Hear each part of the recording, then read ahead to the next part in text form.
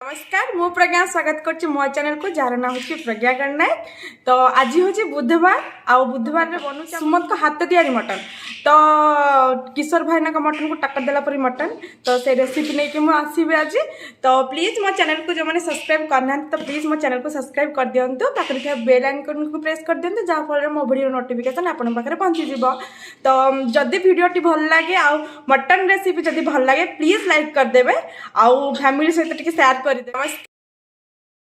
तो मटन शिखा तो फास्ट मु आलू को भाजी देइछि तापरे तेल गरम कर जीरा पियाज को जीरा पकई पियाज भाजुची।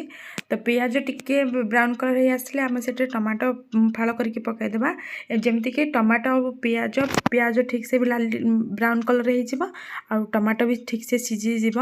तापर आम हलदी गुंड लंका गुंड आउ मटन मसला पकईबा तापर भलसे ताको मिक्स करवा। मिक्स कर सारा पर आम से मसला अदा रसुण पेस्ट तार जो भल जो पेस्ट करथिबा ताको पकेबा। ताको पकई सारा पर आम स्वाद अनुसार लुण दबा। लुण दे सारा पर आम मसला सीझापी आम जी पानी दरकार क्वांटिटी देखिए पानी आम दबा। पानी दे सारा पर से फुटब जिते बड़े आम फुटी टे छाड़ीदे फुटवा बोले आम घोड़े देवा जमती मसला सीझब आराम से। मसला सीझापी आम जेहेतु तले लगिज टिके से मझे मझे आम टिके टिके मिक्स करुवा। देखु मसला रू ए तेल बाहरी आसला तमें मसला ऑलमोस्ट हो आसला आ देखु टमाटो भी भल से माने सीझीगला। तो भल से सीझी सारापर आम ए मटन पकईदे। मटन पकई सारा पर मटन पकईकि आम भल से मिक्स करवा।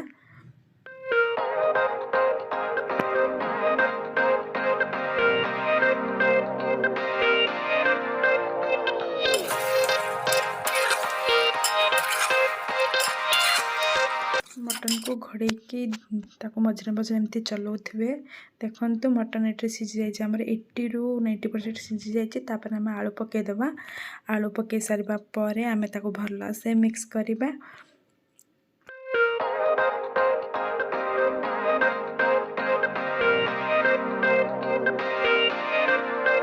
देखु मटन को आलू भी भल से कषि आम ये गरम पानी दे तापर लीड बंद करके आम गोटे हाई फ्लेम रे गोटे हुइसिल दबा आउ लो फ्लेम रे गोटे हुइसिल दबा।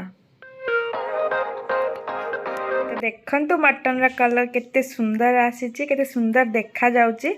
तो ता ऊपर मु गोटा गरम मसला छेचिकी रखितली ताको पकाउची आ धनिया पत्र रे गार्निशिंग करिवि।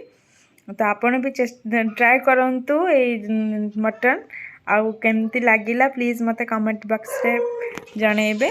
तो रहुची बाय बाय टेक केयर।